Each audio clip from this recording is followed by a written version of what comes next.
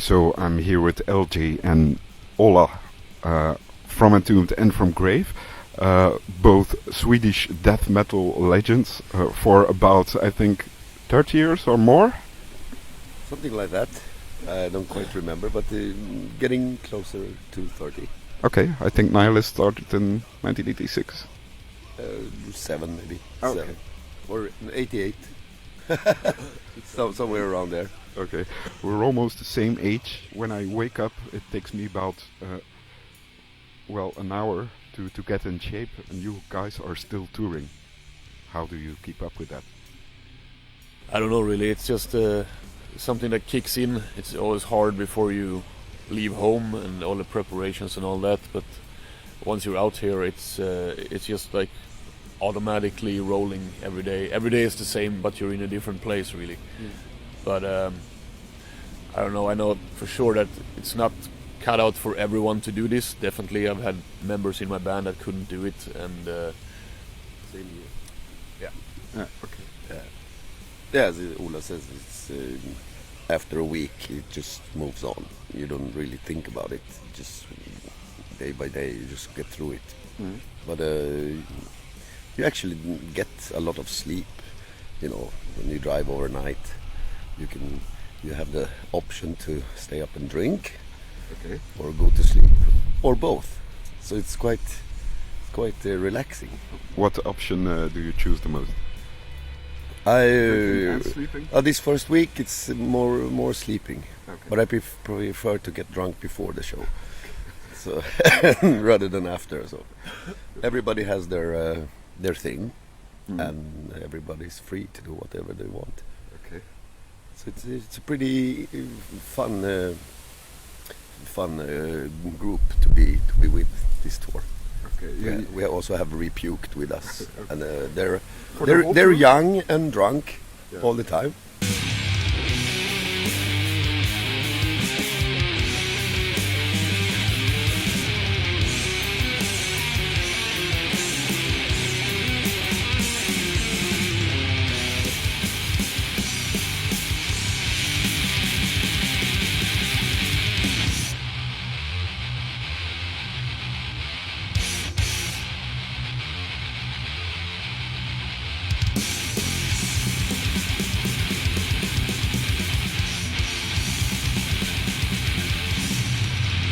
This is a very lengthy tour. It's 40 dates.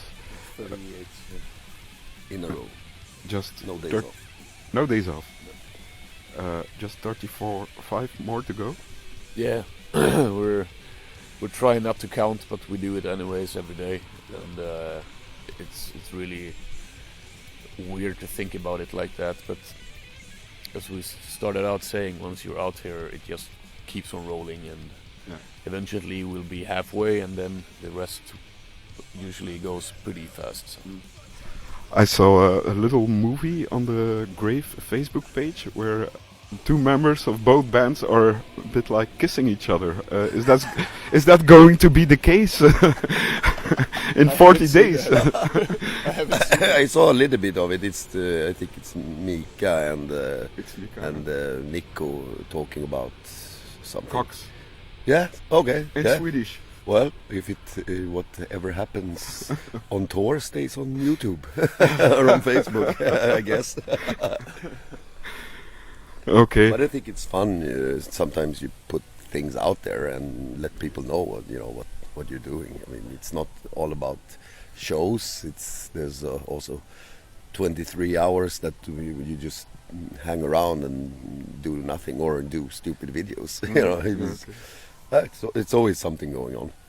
Yes, and these things, they didn't exist when you started.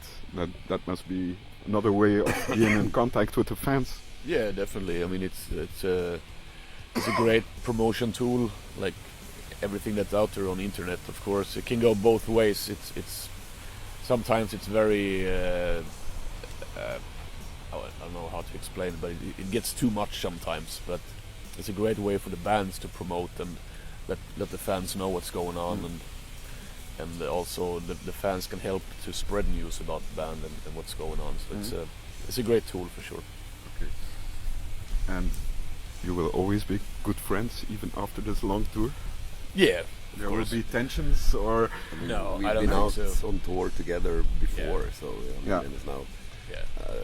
I can't say for my own personal view that have been growing up, but I mean, but We're older, but yeah, we're not much more grown up than we no. were. I mean, it's just once you're on the road, it's just there, you know. You just go with the flow. both bands started in the same area, also in Sweden, I think. No, we were actually on an island outside Sweden called Gotland, and we started there as Grave, Corpse before that, and we met these guys when we went to Stockholm, because that's the only place to go for bigger shows and stuff. So we met a lot of these guys and got their stuff and got like mixtapes from other bands, and really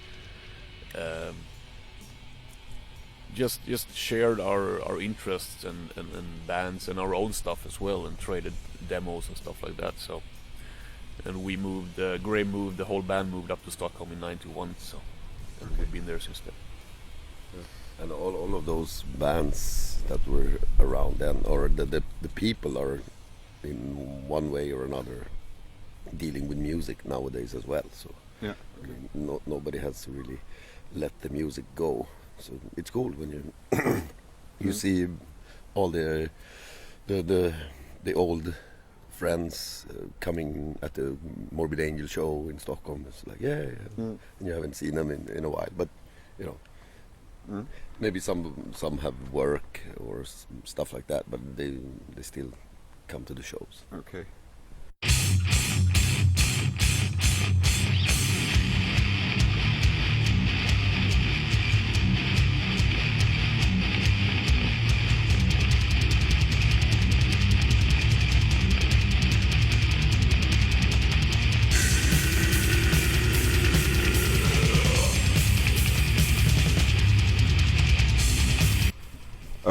You both are the only remaining original members in your bands. Does that make you feel proud, or maybe a bit old? No, I mean we're metal. No, I mean it's. I mean this is life. You know, headbang, play music. I mean, and then the years pass, and some members, or what you want to call it, want to do something else, and then you're free to do whatever you want. And you cannot stop anybody from doing what they want. So we just do what we do. There's something I have Here's to add. Nico joining us. Yes, Coffee. the merciless kisser. Yeah. Merciless kisser. I saw it on Facebook. Well, that's something I have to ask you. I know you've been asked a lot of times, I think, about the... Yes, of course. If that makes you answer my question, it's okay.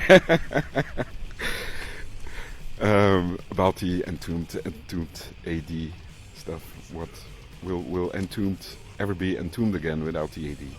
Because a lot of people are confused. We are Entombed. We are Entombed AD. We are everything about Entombed. Yeah. We are just there. You know, we're everything. He's happy before he's joined there. Oh, see, already started laughing. No, I mean, for us, it's just the same. It's just legal shit. Yeah, So- that doesn't have anything to do with So music. Alex won't be coming back. No, Okay. no, he made his choice. Okay. So we're doing what we do. I mean, it's an end of a chapter. Okay. A new chapter, a new album. Yeah, we have a new album. Which is very good. Exactly. Great. So it just proves it that we want to play music and be out playing it for people. And if somebody wants to stay at home and cry, they can do that if you don't want. Okay. But he didn't contribute to the album. No. So and the songwriting and things like that, was it different from from other times for other albums?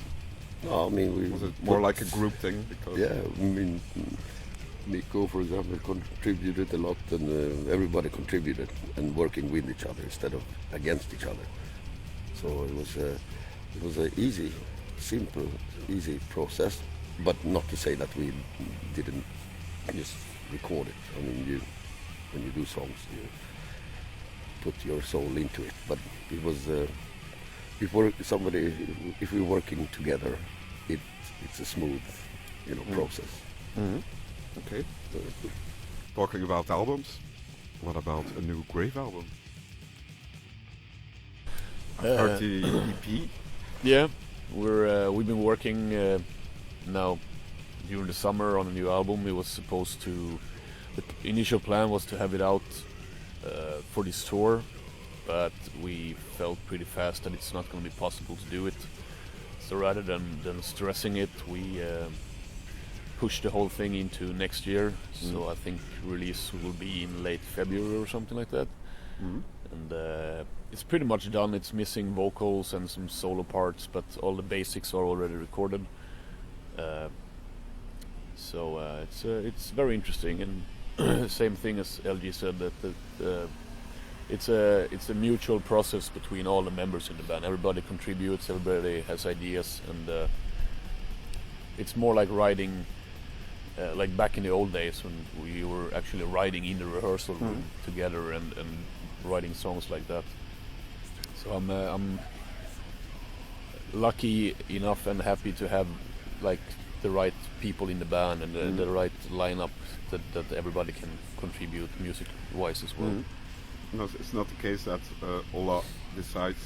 No, because No. you're the only remaining. Yeah, People get that impression. it has to go through the Ola's grave filter, of course. If it's not, if I say this cannot be on an album that says grave on it, because it has nothing to do with grave, of course. But everybody has the same direction, the same point of view about what is grave and what can be perceived as grave. So it hasn't really been any discussions about anything really. So Okay. yeah.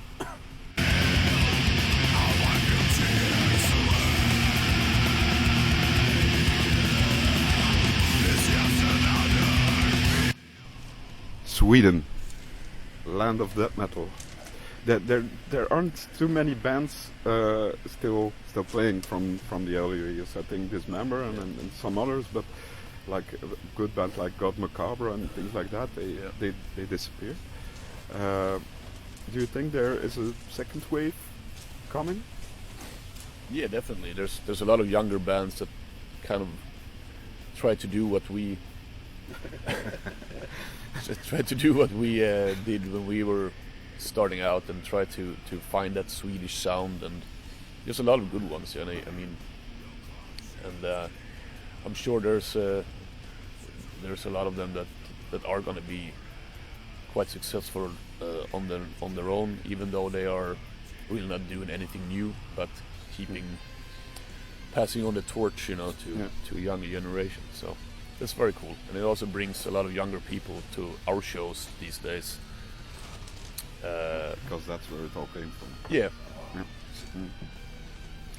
Do you have names of bands we have to check, or? I'm really bad at names. Yeah, it's really hard. Iron Maiden. Yeah. Tormention. It's pretty good. It's called New Wave. Morbus Chrome. That's very technical. Yeah, but it still has that kind of Yes. Swedish sound and style to it. Too many to even remember the names of. But there's always, when you're around doing shows in Sweden, there's always a couple of openers, local bands, and they're like super talented most of the time. So. I don't actively search for new bands. I'll just let it, if it comes in my way and it's good, then you check it out. Okay. But mostly on the computer you have your own destruction and stuff like that. The People kissing, safe. men kissing on Facebook and things. That's how riffs He come does about. like the. You know what Destruction is going to call themselves when they, after they quit and reform? Construction. Oy, oy, oy. I'm here all week. So you both made landmark albums.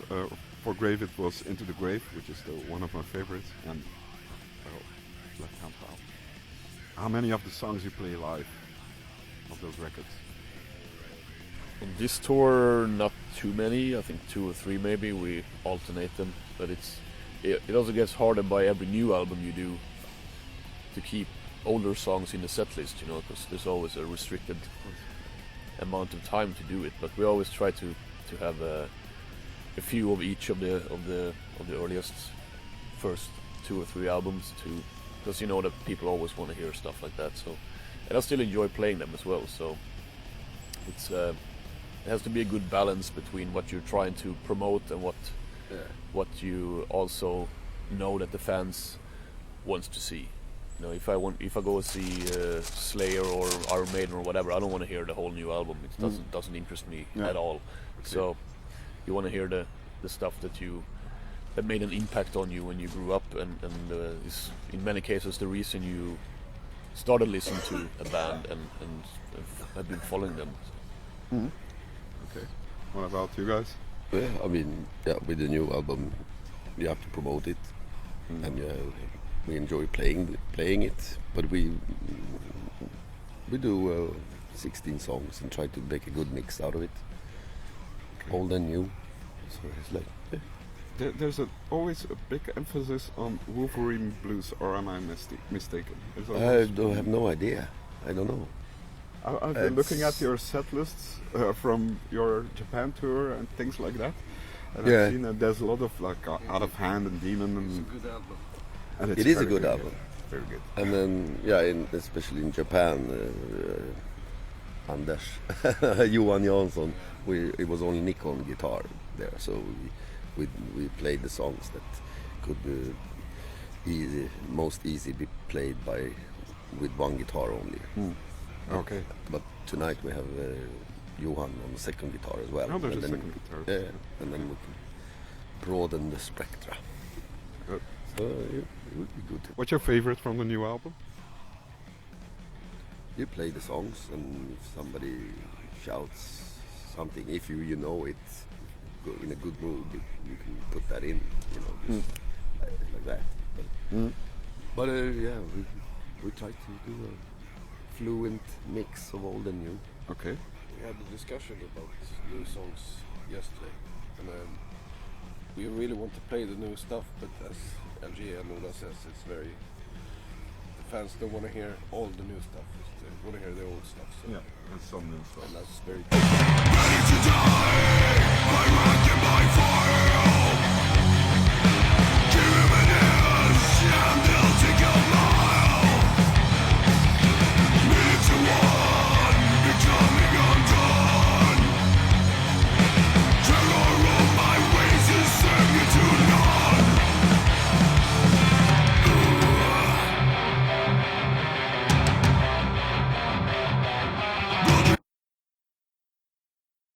I like all the songs actually, for the first time in a long time. I mean, it doesn't matter what song it is. You can just maybe play 4, and then you can change them. So it doesn't really matter, and that's a good feeling. So it's. Am I right? There's a bit of a concept with it, or It's just war and zombies, I think. Basically. there are some insane people also. I thought that was a bit of a red thread. We got rid of the insane people. Can I quote you on that? So now there are more insane people left. So, if you're gonna be insane for real.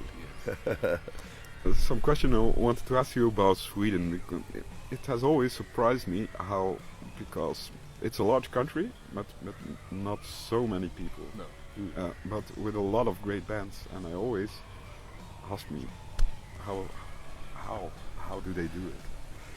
I'm not sure really. It's very hard. And it's not just in metal music. It's in all kinds of musics. And Sweden's always been very ahead of time and very progressive, and has had a lot of very big artists throughout all the years. So I'm not sure really what reasons could be behind it. Really, I was thinking about a lot of rehearsal rooms, but there are not Yeah. a lot of rehearsal rooms, so that can't be it. I mean, it's just a general interest for people to Maybe make there's music. a bit less to do than in other European countries for young people. I don't know. maybe. And I mean the climate. We have usually long winters, and maybe that's. I know where we grew up, as I told you, on Gotland, out on a pretty isolated island outside of the mainland. There was nothing to do when we grew up. When you went from school, you went straight to the rehearsal place, and you were there and every single day of the week just doing stuff. And if you weren't doing that, if you were someone else, you were doing sports or whatever instead, just to have something to do, you know. Yeah. And I'm not sure if it has anything to do with these. I mean, there's summer or decent weather 3 months out of the year. The rest is miserable and rainy or snowy and cold, you know. So I don't know if that has anything to do with it. But for me, I know that growing up like that, we had really nothing else to do. But whatever interest you had, that was what you did 100%, like outside school and stuff like that. Okay. Is there a message you want to give to the Belgian fans of Grave? Well, hope to see a lot of you tonight. Also, a big thanks for sticking with the band throughout all these years. And I mean, without the fans, we wouldn't be doing this. We don't do music for our own sake or our own pleasure. And it's the fans that keeps buying the albums and comes to the show and shows us that they still have an interest in the band. And without that, there wouldn't be any point in doing music anymore, really. So. Big respect to everyone for sticking with us and still showing interest, really. Okay. Yeah. Pretty much same here. I was just trying to figure out an answer, but Ola said it all. I mean, it's like, I mean, for people that come tonight, if it's 50 or 150 or 300, you know, they support us by coming here and paying, and the show must go on. I mean, like, you can't stand on stage being pissed off if it's 20 people. They pay to get in. And A lot of fans do that. You do have to do the show. I mean, it's like, I mean, it's gonna be headbang tonight.